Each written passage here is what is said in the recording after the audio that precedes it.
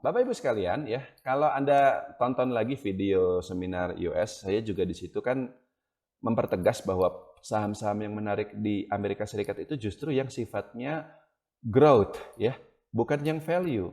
Artinya nggak apa-apa kita beli saham dari perusahaan yang kinerjanya masih nggak begitu bagus ya, atau bahkan masih rugi seperti itu, asal ada prospek yang sangat cerah, ada peluang bahwa ruginya itu akan berbalik menjadi laba yang sangat besar, ekuitasnya pun akan naik sangat tinggi, sehingga valuasinya yang tampak mahal itu akan menjadi murah lagi, dan itu akan bikin sahamnya naik lebih tinggi lagi.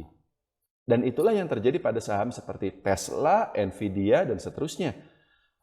Kalau Anda beli saham Nvidia 5 tahun yang lalu ketika sahamnya masih sama sekali belum naik setinggi sekarang, pada saat itu pun PB Nvidia itu udah, kalau nggak salah udah 10 kali lebih lah, udah mahal gitu ya.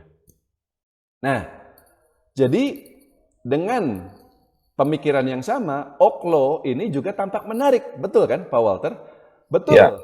PB dia saat ini PBV-nya 20 kali. Itu tuh seperti gini loh Pak Walter.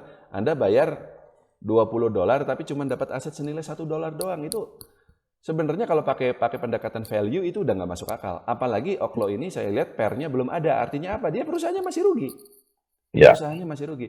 Cuman begini Pak Walter. Begini nih, ini yang harus dipertegas ya.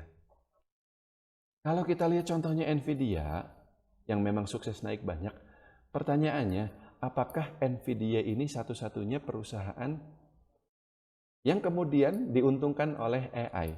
Apakah dia satu-satunya perusahaan di bidang AI? Enggak.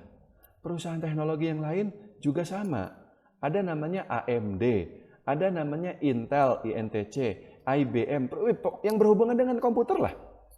Dan ternyata yang naik itu, yang naik banyak kemudian itu Nvidia saja. Begitu. Ya mungkin karena memang dia punya keunggulan tertentu, keunggulan kompetitif kita menyebutnya, yang tidak dimiliki oleh kompetitor-kompetitornya. Pesaing-pesaingnya di bidang yang sama, di bidang AI tersebut. Yang kemudian menyebabkan penjualan, pendapatannya naik sangat tinggi, dan hasil sahamnya pun naik jauh lebih tinggi dibanding, bahkan ini ya ada saham yang sebenarnya ada hubungannya juga dengan AI karena di komputer gitu.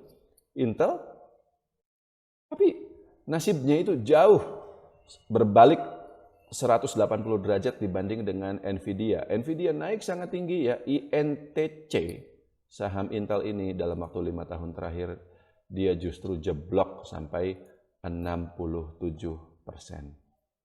Sehingga maksud saya begini Pak Walter, Oklo di bidang nuklir, dan betul nuklir ini adalah masa depan energi.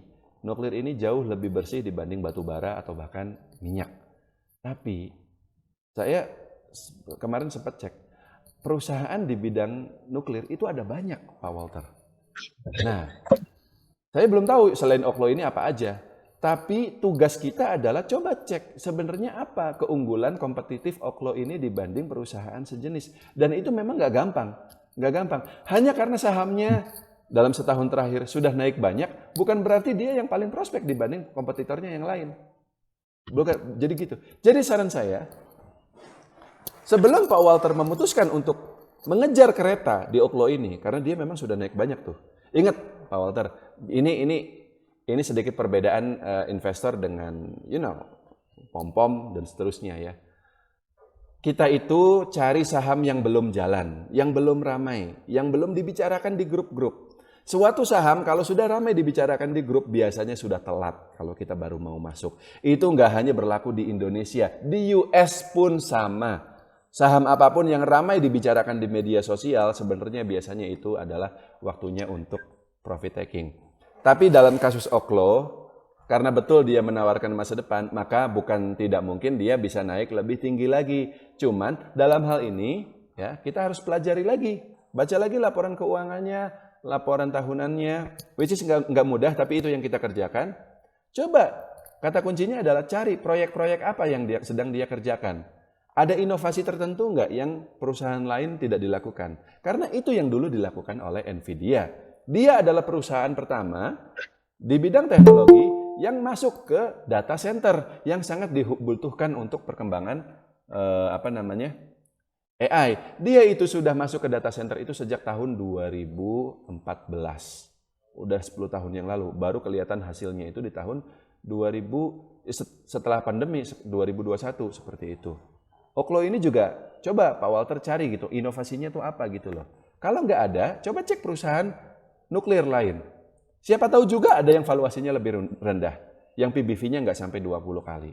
Berarti kan bonus toh, lebih murah.